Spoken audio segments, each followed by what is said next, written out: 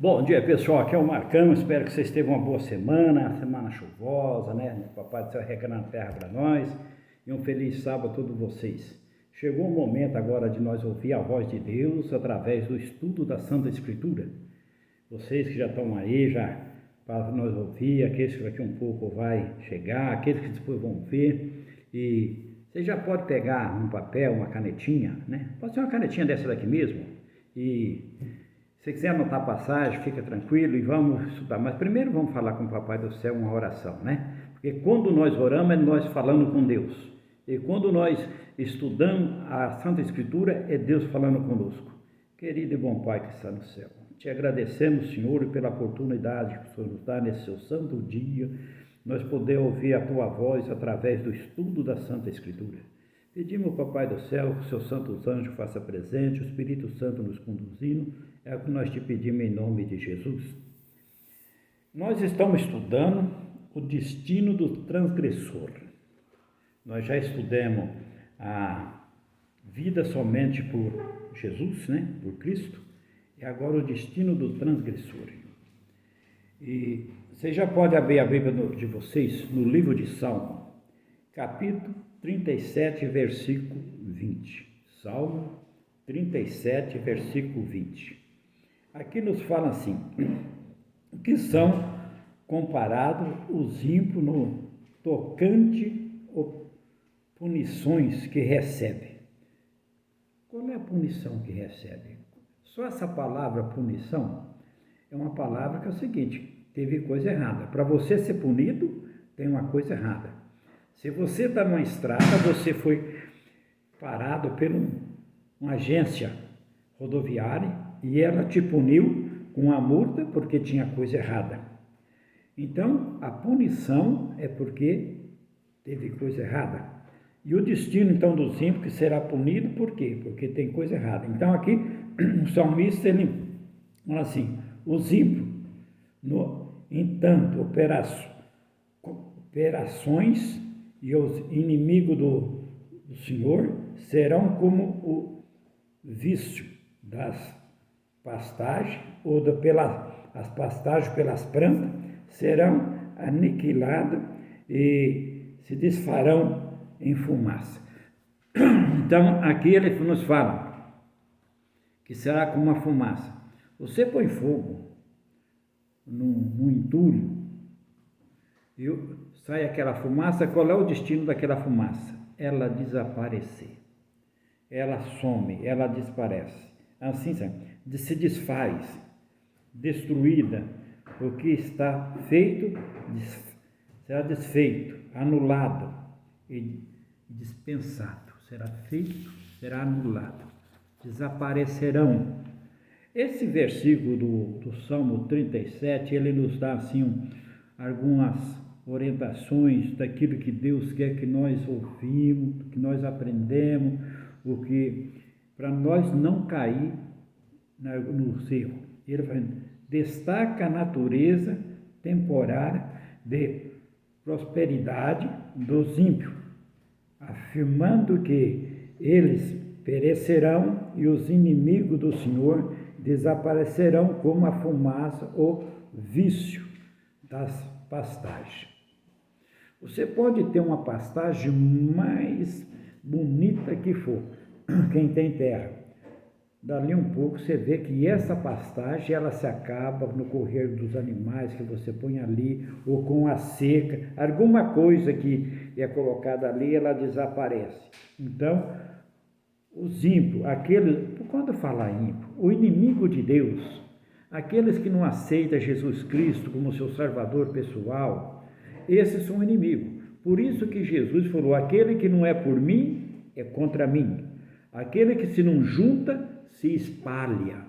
Então, não é porque Deus está tirando, a pessoa está saindo da presença de Deus. Mas os ímpios perecerão, os inimigos do Senhor serão como a gordura dos cordeiros, desaparecerão, em fumaça se desfarão. Naquele tempo, quando fazia sacrifício, que o sacrifício na morte de Jesus foi acabado, por isso que o véu rasgou de cima a baixo na morte de Jesus, que não precisava ser mais sacrifício. A gordura era colocada no fogo. A pessoa pegava o animalzinho, ia lá perante o sacerdote para confessar, matava, o sangue era espigido nos 4 cantos do altar, na cortina do lugar santo para o lugar santíssimo, e a gordura era queimada, desaparecia. Assim seria a mesma coisa. O Salmo 37 é um texto de sabedoria que ensina a confiar em Deus e não se revolta com a prosperidade dos ímpios. Você fala assim, nossa, ele não gosta de Deus, fala mal de Deus, não anda nos caminhos de Deus, parece que está crescendo. Não tem inveja disso, meus queridos. Né? O mal tem uma aparência, mas não se engana. Né? Prosperidade dos ímpios, pois a segurança do justo reside em Deus, que cuida da que faz o bem, entrega os seus caminhos a Ele. O que espera pacientemente recebe a herança na terra e a paz enquanto os ímpios serão desfeitos. Você que está estudando comigo, você que quer andar nos caminhos de Deus, você quer um dia estar na Canaã celestial, não se preocupa com o que o mundo oferece, não. Isso é ilusão. Portanto, quando Jesus estava no deserto, o inimigo dele chegou e falou para ele assim, no binóculo do templo, falou, dá uma olhada aqui, mostrou tudo que tem no planeta Terra, falou, te dou tudo isso daqui se você me adorar. Para começar, ele é mentiroso, ele estava oferecendo uma coisa que não é dele, porque o mundo foi criado por Deus e por Jesus, e é aquela palavra que fala lá no começo, o mundo era sem forma e vazio, e o Espírito de Deus bailava sobre ele. E tudo foi criado por ele, tudo foi criado para ele, para Jesus. Tá? Então, o inimigo de Deus é enganador. O mundo te oferece coisas maravilhosas, mas pois o preço é muito caro. O preço é muito caro. Ele vai te cobrar a tua vida. Enquanto Jesus te oferece vida e vida eterna. Vale a pena andar nos caminhos do Senhor. Agora você vai lá no livro de Mateus, capítulo 11, capítulo 3, versículo 11 e 12. Eu falei 11, mas é o versículo, tá? Capítulo 3, versículo 11 e 12. Aqui ele fala assim, como descreve João Batista a destruição dos ímpios.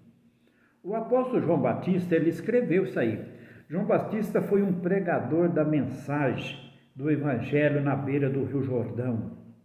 João Batista era primo segundo de Jesus, mas ele não teve contato. Quando Isabel morava lá na montanha e estava grávida de João, Maria grávida de Jesus, João é um pouquinho mais velho do que Jesus. E poucos meses, mas é 3 ou 4 meses de diferença. E Maria subiu lá e João mexeu no ventre de Isabel. Isabel falou, bem-aventurada, feliz, o que você carrega no seu ventre é santo. E os anos passou, depois, com 33 anos, Jesus foi encontrar, com 30 anos, que o ministério foi 33, Jesus foi encontrar com João para ser batizado, né? E dali foi para o deserto. Então aqui ele fala assim, aquele que vem depois de mim é mais poderoso do que eu. A sua pá ele tem nas mãos, limpará completamente a sua eira, recolherá o seu trigo no celeiro, mas queimará a palha no fogo. E termina tudo. Jesus colherá seu trigo no celeiro e a palha é queimada. O trigo são nós. Ele um dia vai recolher nós no celeiro celestial. O inimigo é a palha. Vai ser queimada, vai ser destruída. Pensa nisso, meus queridos. E quando ele fala, você fala assim, mas então por que tem tanta maldade junto? Por que tem tudo isso aqui? Por que Deus não eliminou? Deus não acabou quando começou a maldade, porque a maldade já tinha entrado. Se ele termina, como é que ele é um Deus de amor? Se alguém fez alguma coisa errada, ele mata. Ele não destruiu o inimigo para dar uma oportunidade para todo mundo ver quem é o inimigo. Que o dia que ele destruía, então fala, Senhor, o Senhor está certo, o Senhor é justo, o Senhor é justo naquilo que o Senhor faz. Então, por isso que ele não destrói o inimigo. Quando vai ali, não está nesse estudo, mas eu vou só dar uma pinceladinha, quando os agricultores plantaram a semente e nasceu junto com a semente o joio, a semente, e ele foi falar com o dono, que é ali representando Jesus, falou, Senhor, nós não plantamos uma boa semente, que é o Evangelho? Sim, plantou uma boa semente. Por que nasceu o joio junto? Falou, porque à meia-noite o semeador colocou a semente do joio. Falou, vamos arrancar? Falou, não arranca, não, deixa crescer junto. Na colheita, separamos. Porque o trigo com o joio, as folhas mais ou menos igual. Então, se eles fossem arrancar o joio, podia arrancar o trigo. Então, você nunca quer destruir, deixa a separação na colheita. E quem faz a colheita? O dono, Jesus Cristo. Tá? Então, é por isso que ele fala, que ele coloca o trigo no celeiro e a palha no fogo. Ele um dia vai fazer essa separação. E não está muito longe de chegar esse dia, não. Então, ele fala assim, registrado João Batista anunciando que, enquanto batizava com água para remissão dos pecados, Jesus virá para batizar com o Espírito Santo e com fogo. João enfatiza a sua inferioridade, que ele é mais abaixo de Jesus, destacando a autoridade de Cristo para purificar, separar o trigo da palha, exercer o juízo final, guardando o salvo e queimando os ímpios. Em sua mão tem uma pá, limpará a sua eira, recolherá no celeiro o seu trigo, e queimará a palha com fogo que nunca se apagará. Ele queimará com fogo, o fogo eterno. Muitos falam que é o fogo eterno, né? Esse mundo, quando for destruído por fogo, aonde tiver pecado vai ser queimado. Aí vem a promessa de Deus, aquela promessa maravilhosa que nós aguardamos, aqueles que nós confia em Deus, queremos andar nos caminhos dele. Que promessa maravilhosa que o Senhor fez para nós. Eis que eu faço um novo céu, uma nova terra. Está lá em Apocalipse 22. Eis que eu faço um novo céu, uma nova terra, porque as outras coisas são passadas. Passou, não existe mais. E nós podemos estar na Canaã celestial. Vocês podem pegar agora no Mateus 25, 41. Mateus 25, 41. Para que diz Cristo foi preparado o fogo que afinal destruirá os ímpios. Para quem que foi preparado? Aqui já dá um toque para os ímpios, que vai ser preparado.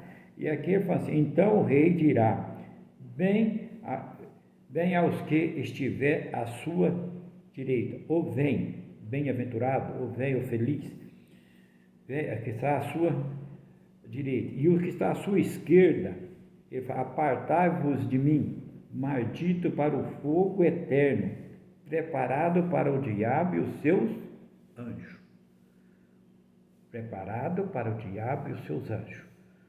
O diabo, ele sabe que o tempo dele está curto aqui no planeta Terra. Ele sabe que ele vai ser destruído. O que ele puder fazer de estrago, ele vai tentar fazer. Foi assim lá no céu, porque ele teve uma terça parte de anjo com ele.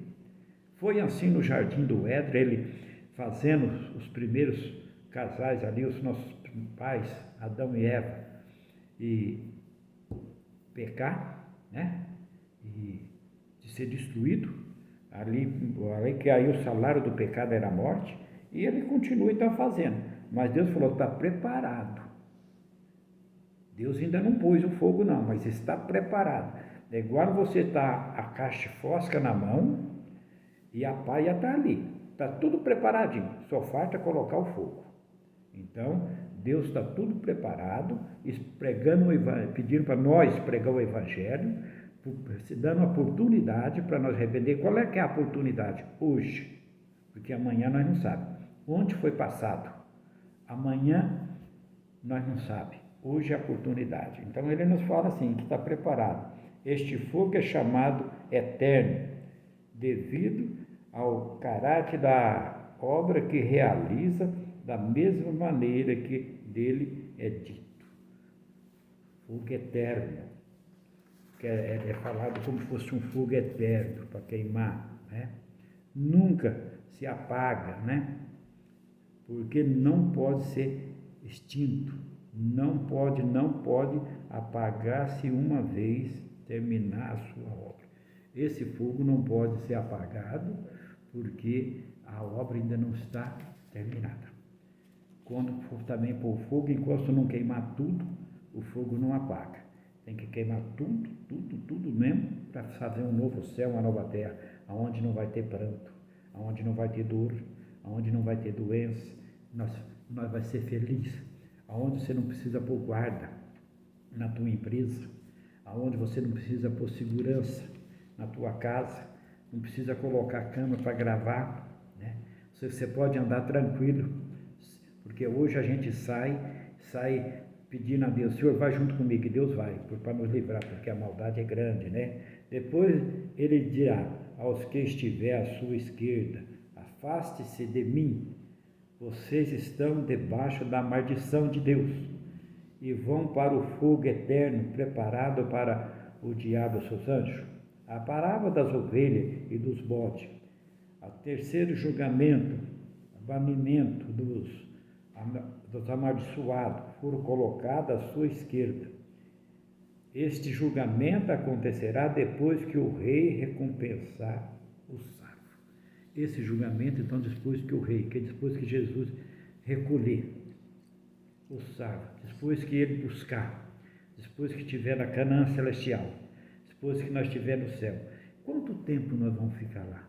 Um período de 1000 anos, para depois descer a Nova Jerusalém. Esse é o período que nós vamos ficar lá. Por que tem que ficar lá?